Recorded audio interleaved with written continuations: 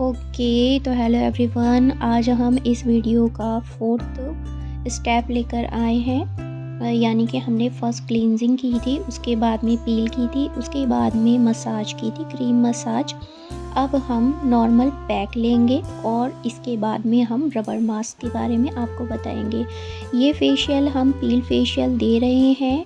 इनकी स्किन काफ़ी डल थी, ड्राई थी, उसके अकॉर्डिंग हमने ये फेशियल के स्टेप दिए थे। सारे प्रोफेशनल स्टेप आपको बताए हैं। आप लास्ट वीडियो में जाकर देख लीजिए। हमारे चैनल पर आइए जो Zia SPC makeup and boutique है, वहाँ पर जाकर आप फ्री में ये सारे ही स्टेप सीख सकते हैं और आप इसको शेयर भी कर सकते हैं। अगर आप किसी और को सिखाना चाहते हैं या बताना चाहते हैं तो आप इसको शेयर करिए ताकि वो भी सीख सकें।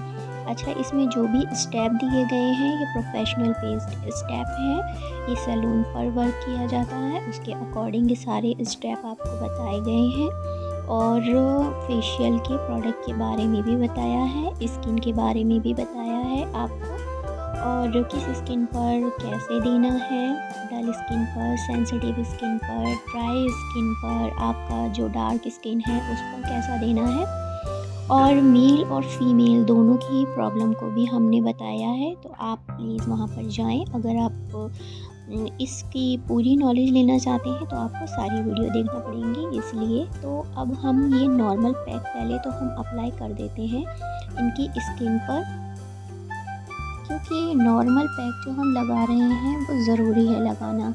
वैसे तो जितने भी एडवांस फेशियल होते हैं उसमें हम आपको बता चुके हैं, पील होती है तो उसमें पहले नॉर्मल फेशियल करना पड़ता है, उसके बाद में आप पील देते हैं या एडवांस फेशियल देते हैं। तो ये मास्क लगाना इसलिए ज़रूरी है क्योंकि जब हमने मसाज दी थी तो मसाज देने के बाद में पोर ओपन हो जाता है, इसलिए पैक को लगाया जाता है। ये पैक हम इनकी स्किन पर वाइटनिंग पैक दे रहे हैं। पैक भी कई टाइप के आते हैं, तो स्किन के अकॉर्डिंग ही वो पैक दिए जाते हैं कि आपकी स्किन किस तरीके की है या आपकी स्किन की क्या रिक्वायरमेंट है, उसके अकॉर्डिंग पैक भी लगाए जाते हैं और पील भी उसी के अकॉर्डिंग ही दी जाती है।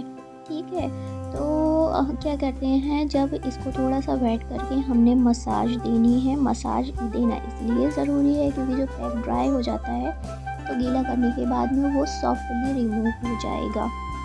इसकी मैं टाइमिंग आपको बता दूं कि इसकी टाइमिंग 5 मिनट थी, या आप 2 से 3 मिनट भी रख सकते हैं। अच्छा, अगर बाय चांस या मतलब ऐसा होता है कि क्लाइंट को बहुत जल्दी होती है, या फिर आप अगर पील दे रहे हैं, ये पील दे रहे हैं, या फिर आप O3 की पील दे रहे हैं और उनको बहुत जल्दी आ गई है तो आप नॉर्मल मास्क को स्किप कर देंगे। क्यों कर देंगे? क्योंकि वैसे भी रबर मास्क जो हमारा है, कूलिंग इफ़ेक्ट हमारा और जो रिफ़्रेशिंग इफ़ेक्ट है, और कुछ हद तक पोर्स को भी वो बंद कर देता है। कुछ हद तक क्या मतलब, वो पोर्स को भी बंद कर देता है। लेकिन क्या होता है कि अगर हम नॉर्मल पैक उस पर लगाकर और फिर रबर मास्क लगाते हैं तो सोने पे सुहागा वाला हिसाब हो जाता है। तो इसलिए वो ज़्यादा बेनिफिट होता है उसको लगाने के बाद अगर हम रबर मास्क लगाते हैं।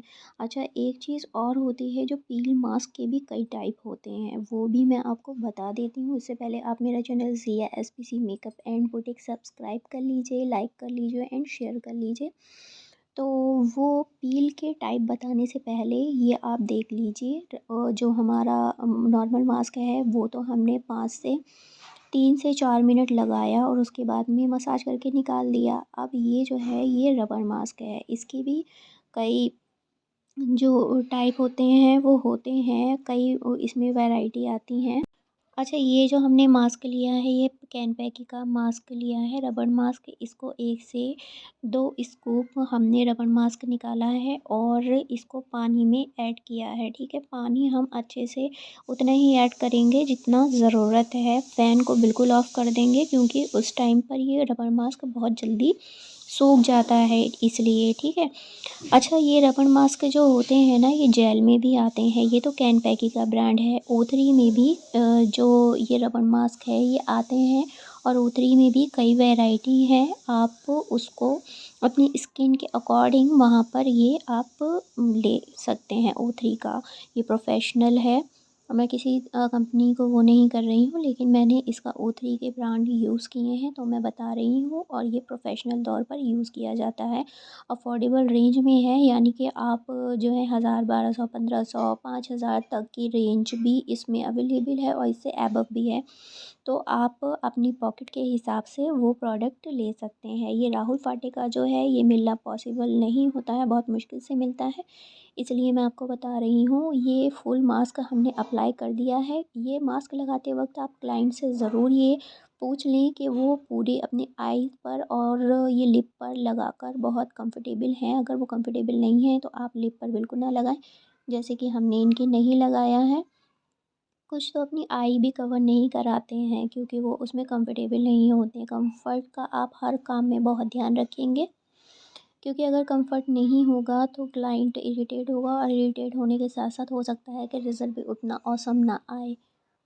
अच्छा, O3 के ब्रांड की अगर बात कर रहे हैं हम रबड़ मास्क की, तो O3 में ये होता है कि पाउडर में भी रबड़ मास्क आते हैं और जेल में भी आते हैं। ठीक है। जब भी आप इसको लगाएंगे तो मिक्स करते वक्त फ़ैन को ऑफ़ कर देंगे, ये भी मैं आपको बता चुकी हूँ। ठीक है। अब क्या करना है आपको, हम बताते हैं पील के बारे में। तो क्या होता है कि पील मास्क के भी कई टाइप होते हैं। स्किन टाइटनिंग का अलग पील मास्क आता है। सबसे पहले ये देखना होता है कि क्लाइंट की स्किन की रिक्वायरमेंट है क्या, यानी कि कैसी उसकी स्किन है, उस पे कौन-सा व्हाइटनिंग का पील मास्क देना है।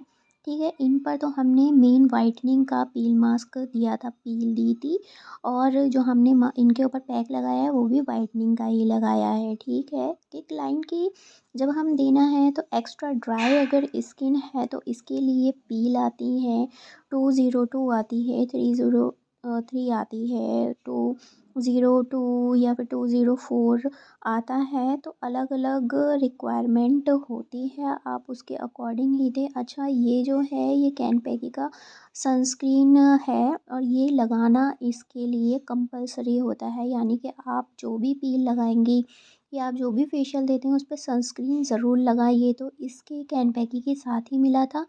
आप कैनपैकी की वेबसाइट पर भी जाकर अलग से भी इसको ले सकती हैं, क्योंकि कभी ये होता है कि फेशियल के बाद में लोग सनस्क्रीन नहीं लगाते हैं। अगर नाइट होती है तो नहीं लगाते हैं, बट वो लगाना ज़रूरी होता है, क्योंकि स्किन के पोर ओपन हो जाते हैं, स्किन सेंसिटिव और हो जाती है, तो उसको प्रोटेक्शन की एक्स्ट्रा नीड होती है, इसलिए इसको लगाना ज़रूरी होता है। तो आप ज़रूर लगाएं किसी भी पील के बाद में, और ख़ास तौर स्पेशली पील के बाद तो आपको SPF लगाना ही है। फेशियल के बाद में भी आप SPF लगाएं, अगर नाइट भी है तब भी, क्योंकि वो कवर कर देता है, यानी कि एक लेयर हमारी चढ़ा देता है जो डस्ट से और पॉल्यूशन से हमारी स्किन को प्रोटेक्ट करता है।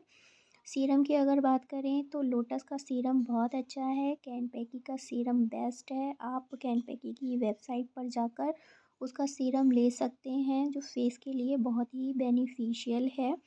वैसे भी अगर हमने जो ये कैनपैकी का SPF यूज़ किया था, ये तो किट में ही निकला था, आप वेबसाइट से ले सकते हैं। तो आई होप आपको ये सारी डिटेल बहुत पसंद आए। पसंद आए तो इसको शेयर करिए और सबको भी बताएं। थैंक